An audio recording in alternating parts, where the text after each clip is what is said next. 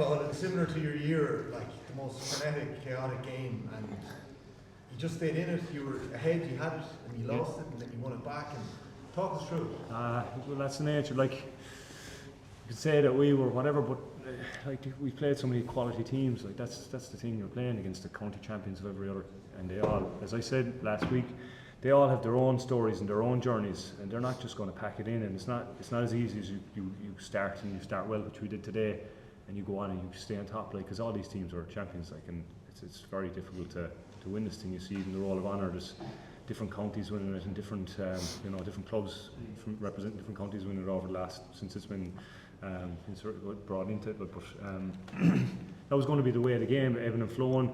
I felt that maybe when they missed that close enough free, and I felt maybe we had the chance there, because if that one went over, I think it was going to 4.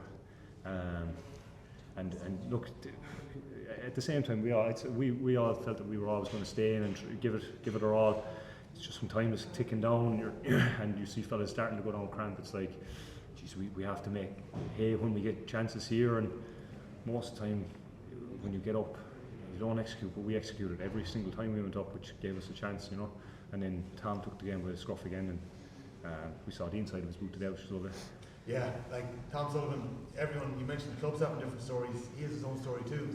Probably missed a lot of Kerry's run this year. I know he had a tough week as well at home. I know his grandmother passed away as well. Yeah. His performance today, to even stay on in the last couple of minutes, in the manner in which he did, to composure, unbelievable. Yeah, and he was cramping up, and he had the composure to go past fellas and slap him over, Didn't drop him short, didn't put him wide, his accuracy was still in, and he dragged us over. Maybe my thing overshadowed the semi-final, and say we might have been kind of happy enough to leave that, because you kind of want to take the spotlight off Tom to allow him to do his stuff, and I don't know, does it even make a difference, because he's just going to do his stuff anyway. So it was unreal that day. Dragged us back into the game that day too, and 6 points in that second half, and so unreal again today. So an outrageous leader for us and a great player, and tough week, and tough week for the Sullivans and the Ryans there. Their grandmother passed away, so our condolences to the family as well. But I saw it actually on Who's It Off the Ball during the week, and it's a true thing that your county mates will be at your wedding, and it's your club mates will bury you. So yeah, it's true. Yeah, Mark, there's so many moments in a game. There's so many sliding doors moments.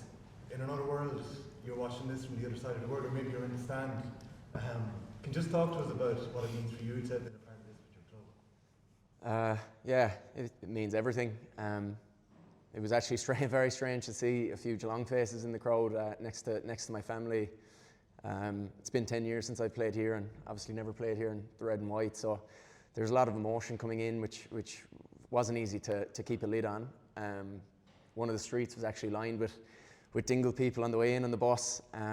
Some fellas were probably trying to avoid it just because the emotions were probably getting a bit too high, but I think we managed to stay calm through it all today, through everything that was thrown at us with the 2-pointer there at the end of normal time. It's obviously very difficult to come back in after, you want to do the right thing. We pushed out on hand really well, and then we probably just needed to do it again with Fallon, but it was such a great kick, so we really had to come in and circle the wagons. But it means the world. Like, this is, as Paul said, like with the club is everything. I mean, like with the stuff of inter-county fellas will come to the weddings and all that kind of stuff, which is great. But it is the Dingle boys that will be under the coffin someday. But it just means the world. Like, we have such a small population, but it's a quality population. So it was just great to see all those faces in the stand today, and it means the world. Mark, when did you think that you'd be available for the semi-final after the Munster final? Then you went back to Australia, and then you come back, play the semi-final. Here you are, well into your own pre-season, and they've made you available. So yeah, they've been phenomenal, and they didn't actually need any convincing. With the Munster campaign, I was like, we won the county championship, and I was like, this is everything.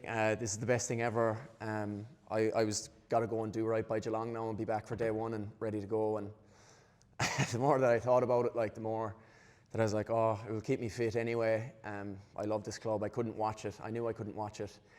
So then I was like, oh, can I get 2 more games? And they needed no convincing. And they're like, oh, just come back for January or whatever. I was like, perfect. So I was literally taking it game by game. And again, when we won the Munster, I went back. I wanted to do a bit of training, get a few things organised. And then I rang them again and I said, look, there's another game on January 3rd. And again, they just said, look, you go for it. We know what it means to you. And then as soon as that happened, there was talk of the other players coming over and actually supporting me, which is something else. Because I suppose when I was thinking of professional sport, I thought of something completely different, where it was cutthroat and fight for your spot every day, and you're probably competing against the fella next to you, so it mightn't be so friendly. But it couldn't have been any more different with Geelong. And I've said it before, but I wouldn't still be in Australia if it wasn't for Geelong. So I'm just so grateful to them and how they've handled all of this.